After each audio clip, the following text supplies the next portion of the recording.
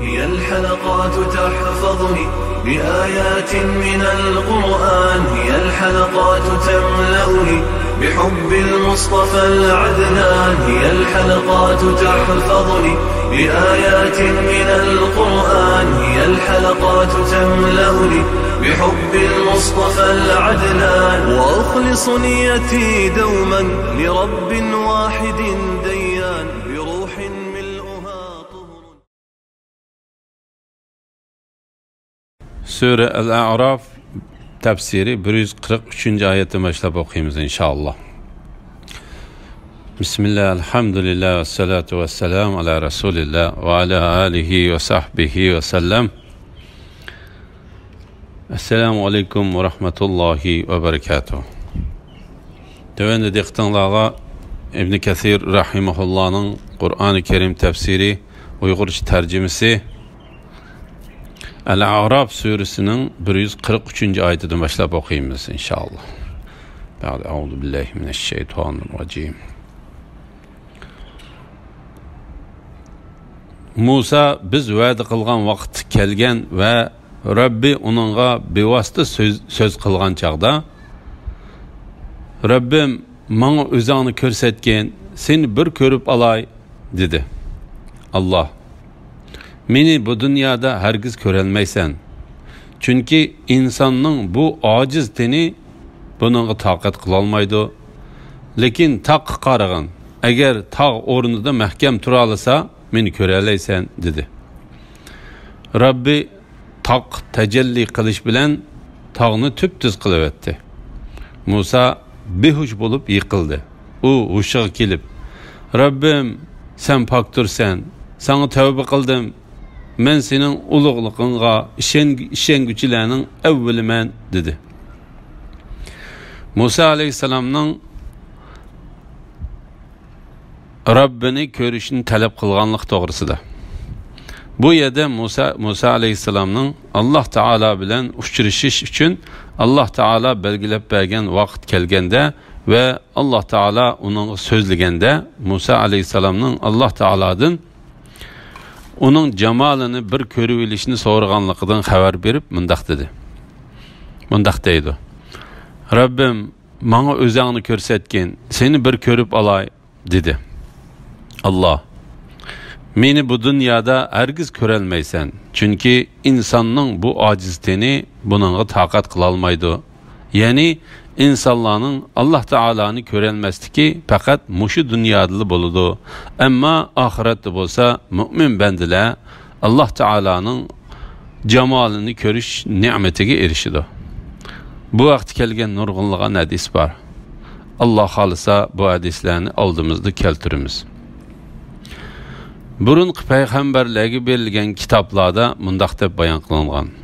Allah Taala Musa aleyhisselamga: Ey Musa, eğer terik bir hayatlık egisi meni körse, o şu hamanlı ölüdü. Cansız nersi körse, kükum talqan bulup gitidi dedi. Şuna Allah Taala mundaq dedi. Rabbi taq tecelli qilish bilen tağını tüptüz qılıvetti. Musa behuş bulup yıkıldı. Bu ayet hakkında İmam Ahmed Enes İbn Malik radıyallahu anhu'dan Peygamber aleyhisselamның Allah Taala'nın cemali taqqa mana muşunchilik körnüvedi deb çimçiqlab çimçilaq barmaqının puchini ko'rsatdi deganligini rivoyat qiladi. Bu hadisini İmam Tirmizi ve Hakim rivoyat qilgan. Shundaq rivoyat qilgan. Bu ayetning ma'nosi haqida Suddi Ikrimadan İbn Abbas radıyallahu anhumanın mundaq deganligini rivoyat qiladi. Allah Taala'nın jamolidan taqqa chimchilaq qo'lining uchichilikla ko'rinibdi. U taq tozup topuğa aylanib ketdi. Musa aleyhisselam hushsizlanib yerga yiqildi. Musa aleyhisselam muşuğa kelip, Rabbim sen paktursen dedi. Yani seni bu dünyada birersinin körelişidin paktursen. Eğer kimi ki seni körüp kalsa, o ölüp kalgıdak. Sana tövbe kıldım. Bu ayetning ma'nosi haqida Mujahid mundaq dedi. Bu sendin Mujahid mundaq dedi. Men sendin seni ko'rishni talab qilganlik gunohimni kechirishingni so'rayman. Men sening ulug'lig'ingga ishonguchilarning avvaliman dedi. İbn Abbas ve Mujahid bu ayetning ma'nosi men İsrail avlodining ichida sana ishonguchilarning eng avvalqisidirman deganligidir dedi. İbn Jarir bu ma'noni to'g'ri deb qaradi.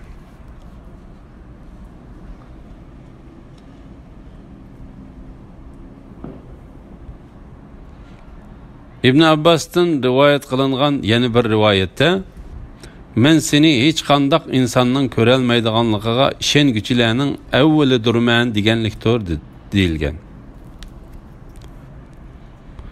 Musa behush bo'lib yiqildi. Musa alayhissalomning hushsizlanib yiqilganligi haqida Abu Said ve Abu Hurayra radhiyallohu anhuma mundaq bir hadis rivayet qildi. Musulmonlar tarafidan yüzüge bir kaçat urulgan Yahudi Peygamber aleyhisselam'ın kışığı gelip ey Muhammed sallallahu aleyhi ve sellem senin sahabelerinin içinden bir ensari yüzümge bir kaçat saldı dedi. Peygamber aleyhisselam o ensariyini çağırınla dedi. O ensari çağırılıp gelgine de Peygamber aleyhisselam neymiş ki o kişinin yüzüge urdun dedi. O ensari ey Allah'ın peygamberi men bu Yahudinin qışıdan ötüp ketip onun Musa'nı barlıq insanlardan artıq qılgan Allah'ın namı bilen qasam qılman deganligini anlap onunğa Musa aleyhisselam Muhammed aleyhisselamdan artıqmı dedim. O açıqımını basalmay ve açıqımını basalmay onu kaçatlıvettim dedi. Peygamber aleyhisselam sizler meni başqa peygamberlerden artıq bilmanglar. Kişiler kıyamet günü hushsizlanib ketadi. Ondan men birinci bolup hushiga kelgan kishi bo'laman. Men Musani arshining putlarini ching tutib olgan holatni ko'raman. U mendan burun hushiga keldimi yoki u turtig'ida hushidan ketganligiga mukofot berilib bu qitim hushidan ketmadimi bilmadim. Allah aytdi: ey Musa, men hakikaten seni zamanındaki kişiler arasından peygamberlikке ve men bilen bevasıta sözleşik tanladım. Sana men ata kılgan peygamberlikni kabul kılgan ve şükür kılgıçıladım bolgan. Biz onun için Tevrat taxtlarına İsrail avladı dinide muhtaç bolgan vazi nasihat, dini ahkamlarının hemmesini tefsili yazdık. Ey Musa, onu yani Tevrat'ni mahkam tutqin hamda qavmingni uningdagi eng güzel ahkamlarga amal qilishga buyrug'in. Sizlarga fosiqlar yani Fir'aun ve uning qavmining diyorini ko'rsataman. Musa aleyhisselamning payg'ambarlikka tanlanganligi ve uningga taxtlarning berilganligi to'g'risida. Allah Teala Musa aleyhisselam'a özünün onu şu zamandaki kişilerin içinden peygamberlikке ve bevosita sözleşishga tanlaganligini deydi. Muhammed aleyhisselam bütkül Adem ballarından artıq ekanligida shak yo'q. Şuna Allah Teala Muhammed aleyhisselamni barliq peygamberlarning tuganchisi qilib tanladı. Onun Allah Teala tarafidan ilib kelgan shariatini taki qiyomat kunigacha amaldan qaldırılmay davamlaşıdığan kıldı. Onunla ergeçküçüler barlıq peygamberlerinin ergeçküçülerinden köptür. Hürmet ve mertebe cihette Muhammed aleyhisselam'dan kalsa İbrahim aleyhisselam ve onundan kalsa Allah Teala bevasıta söz kılgan peygamber Musa aleyhisselam'dır. Şuna Allah Teala Musa aleyhisselam'ı mındaq dedi. Sana men ata qılgan peygamberlikni qabul qılgın ve şükür qılgıçılardan bolğan. Yani men sana nisb qılgan sözleşishdan ibaret nimetni qabul qılgın ve onunğa şükür qılgıçılardan bolğan. Eğer berilse sen onun höddüsüdün çıkalmaydıgan meni körüştek işlerini menden talep kılma.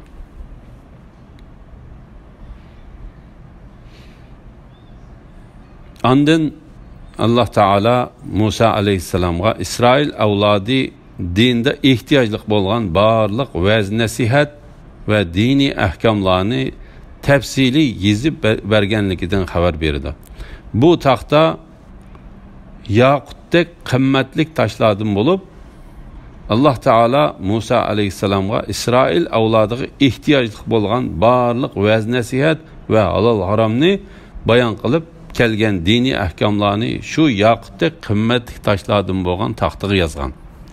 Allah Teala'nın şübhisiz ki biz Nuh'nın kavmi Ad, Samud ve Lut'nın kavmi qatarlıq ilgeriki ümmetlerini halak kılgandan keyin kişiler yani Bani İsrail'nin dilleriga haqiqatni körüdigan nur berip ulağa hidayet ve rahmet kıldık. Ula vəz nasihat alsın deb Musa'ga kitapni yani Tevratni berdik. Digen ayetde bayan kılınıp kelgen Tevrat mı şu taxtığı yizıqlıq idi. Digen köz qaraşım var. Bu taxta Musa aleyhisselam'a Tevrat berilişten burun berilgendir. Digen köz qaraşım var. Toğrısını Allah bilgiçidir.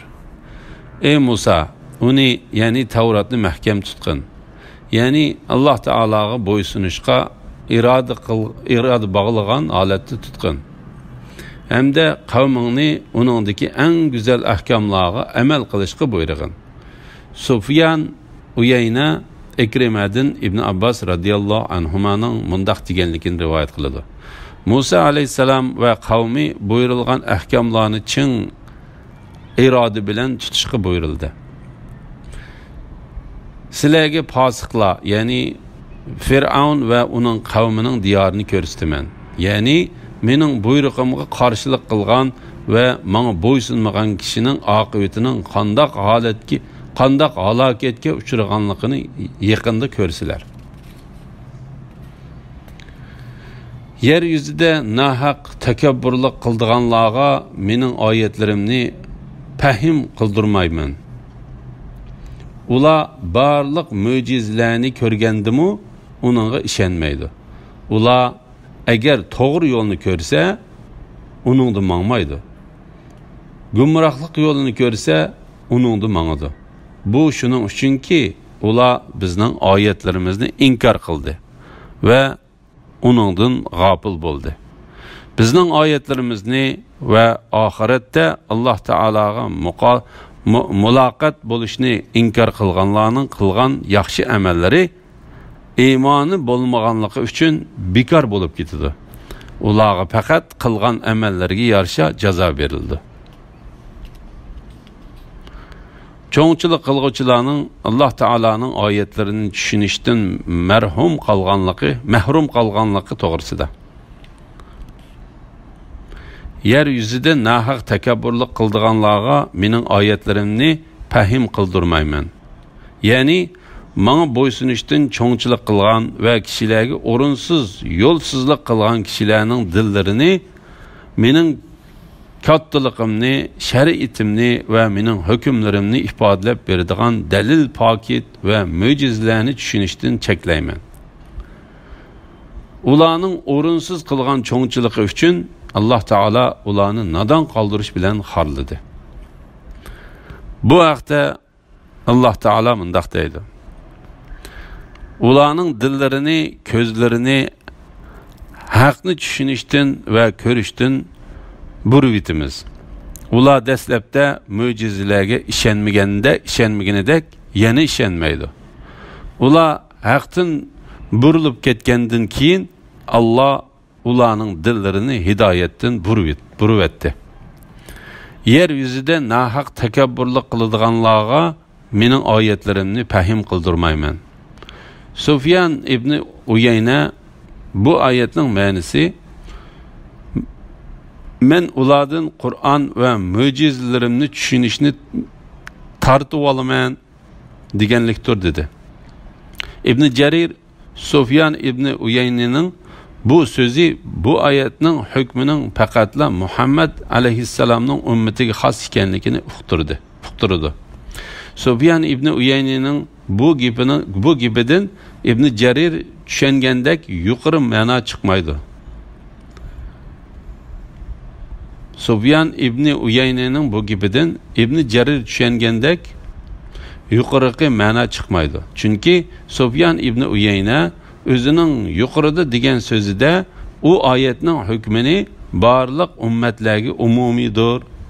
Bir ummat bilan yana bir ummatning oralig'ida hech qanday farq yo'q demakchidir. To'g'risini Alloh bilguchidir.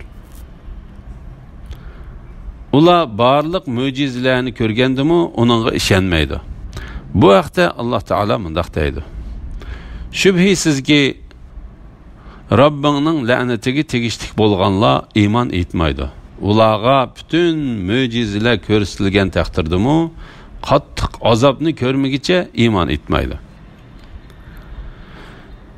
Ular agar to'g'ri yo'lni ko'rsa, uningda mangmaydi. Gumrohlik yo'lni ko'rsa, uningda mangadi. Ya'ni ularga nijotlik yo'li ko'rilsa, ular u yo'lda mangmaydi. Agar ularga ozg'unlik va gumrohlik yo'li ko'rilsa, u yo'llarda mangadi. Ondan keyin Alloh taolo ularning nima uchun shunday qiladiganligining sababini tövendagi oyatda mundaq bayon qildi. Bu shuning uchunki ular bizning oyatlarimizni inkor qildi. Ya'ni ular u oyatlarga chin ko'nglidan ishonmadi va uningdan g'ofil bo'ldi.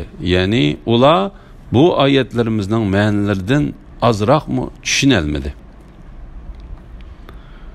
Bizning oyatlarimizni va oxiratda Allohga muloqot bo'lishni inkor qilguvchilarning qilgan yaxshi amallari iymoni bo'lmaganligi uchun bekor bo'lib ketadi. Ya'ni kimiki shu ishlarni qilsa, shu qilmishlarni o'zgacha davomlashtirsa, uning qilgan yaxshi amallari bekor qilinib ketadi. Ularga faqat qilgan amallariga yarasha jazo berildi. Ya'ni biz ularga faqat ularning burun qilgan amallariga qarata jazo beramiz. Ya'ni yaxshi amallarga mukofot, yomon amallarga jazo beramiz. Ular nima qilgan bo'lsa, shuning oqibatini ko'rdi.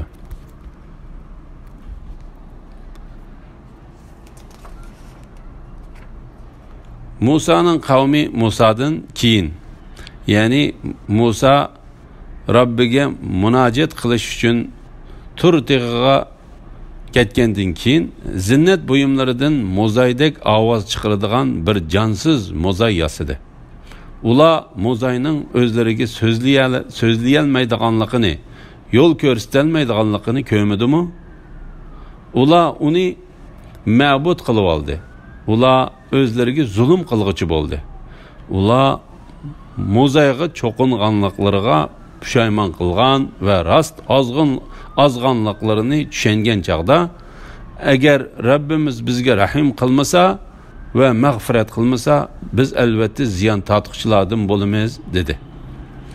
Mo'zayga ibodat qilish to'g'risida Alloh taolo bu yerda Isroil avlodining ichida mo'zayga ibodat qilish orqali izib ketgan kishilarning ozg'unligidan xabar berdi. Samir ularga Misrliklardan o'tniga olgan zibu zinnatlarni o'tda eritish orqali mo'zayning shaklini yasab, ondan Jibril alayhissalomning etining izidan olgan bir uchum to'pini ilib, yasib olgan mo'zayning shakliga qartib chashdi. Shuning bilan u xuddi mo'zayning mo'rigindek ovoz chiqaradigan bir mo'zayning haykaliga aylandi. Bu ish Musa alayhissalom Rabbi bilan so'zlashgili ketgandan keyin yuz bergan edi. Musa alayhissalom Tur Sina tog'idagi chig'ida Alloh taolo uningga bu ishni bildirdi. Alloh taolo o'zining bu ishni bildirganligidan xabar berib mundaq deydi. Alloh aytdi: Sendin, ya'ni sen ketgandan keyin qavmingni haqiqatan sinidiq. Ularni Samiri azdirdi. Tafsirshunos olimlar bu mo'zay haqida bu muzayning haykali muzayning mo'rishidek mo'raydigan haqiqiy muzayga aylanganmi yoki shu haykal petish qilib uningdan havo o'tish orqali muzayning mo'rishidek ovoz chiqarganmi degan ikki xil ko'z qarashga bo'lindi. To'g'risini Alloh bilguchidir. Ba'zi olimlar mundaq deydi: muzayning haykalidan muzayning mo'rishidek ovoz chiqqanda ular muzayning atrofida usul o'ynashatdi.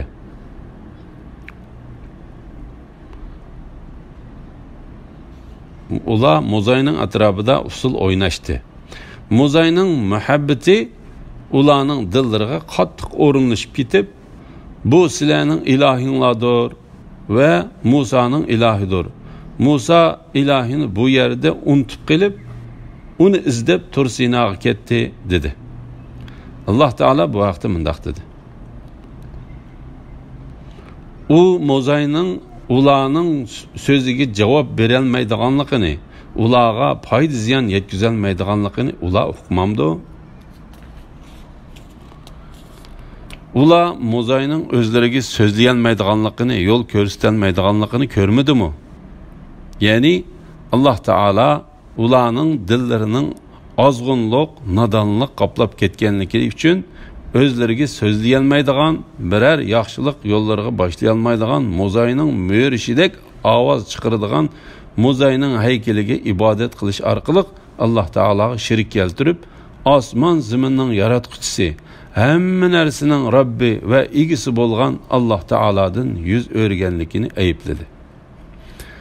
Ular muzayga cho'qinganliklariga pushaymon qilgan va rost ozg'anliklarini tushungandan chog'da, agar Rabbimiz bizga rahim qilmasa ve mag'firat qilmasa, biz albatta ziyon tortquchilardan bo'lamiz dedi.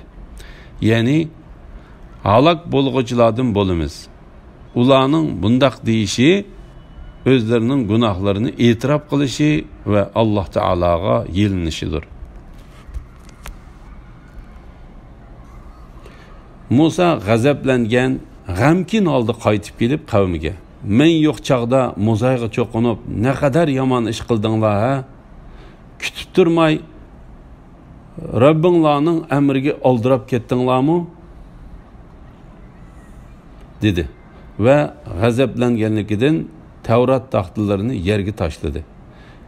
Qarindishining chechidan tutib o'z tarafiga tortdi.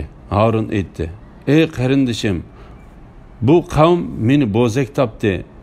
Meni o'ltirib etkili tas qoldi. Meni dushmanlarga taparruj qilib bergin.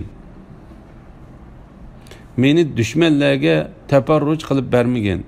Meni zalim qavm, yani muzayga cho'qinganlar qatorida sanamagin." Musa aytdi: "Rabbim, bana ve mening qarindishimga mag'firat qilgin. Bizni rahmeting doirasiga kirgizgin. Sen eng rahim qilg'uchi zotdirsan." Alloh Taala Musa alayhissalomning o'zi bilan ko'rishib bo'lib, qavmining qishig'i qaytganda nihoyat ochiqlangan holatda qaytganligidan xabar berib mundaq deydi: Musa g'azablangan, g'amkin holda qaytib kelib qavmiga: "Men yo'q chaqda muzayga cho'qinib, ne kadar yomon ish qildinglar ha? Ya'ni men sizlarni bu yerga qo'yib ketgandan keyin sizlarning muzayga ibodat qilishinglar nihoyatim yomon bir ishdir. Kutib turmay Rabbinglarning amriga oldirab ketdinglarmi?" dedi. Ya'ni mening qishinglarga qaytib kelishimga oldirab ketdinglarmi? Mening qachon qaytib kelishim Alloh Taolaning buyurishi bilandir. Ve g'azablanganlikdan Tevrat taxtlarini yerga tashladi. Bu oyatda hadisda kelgan anglash ko'z bilan ko'rganga yetmaydi degan so'zning haqliqiga pokit bordir. Bu oyatda hadisda kelgan anglash ko'z bilan ko'rganga yetmaydi degan so'zning haqliqiga pokit bordir. Oyatdan Musa alayhissalom Tevrat taxtlarini qavmiga g'azablanganligidan yerga tashlaganligi chiqib turdi. Bu ko'plagan salaf olimlarining ko'z qarashidir. Qarindishining chechidan tutib öz tarafiga tortdi. Ya'ni Musa alayhissalomning shunday qilishi Harun alayhissalomni qavmining shu ishlarini qilishdan qattiq to'smagan o'xshaydi deb o'ylab qolganlik uchundir. Alloh taolo bu vaqtda mundaq deydi. Musa aytdi: "Ey Harun, ularning ozg'anligini ko'rgan chig'ingda Allah uchun g'azablanishda menga ergishishdan sana nima to'salg'i bo'ldi? Mening buyrug'imga xiloflik qildingmi?" Harun aytdi: "Ey qarindishim, mening soqilimni va chechimni tortmagan. Men haqiqatan sening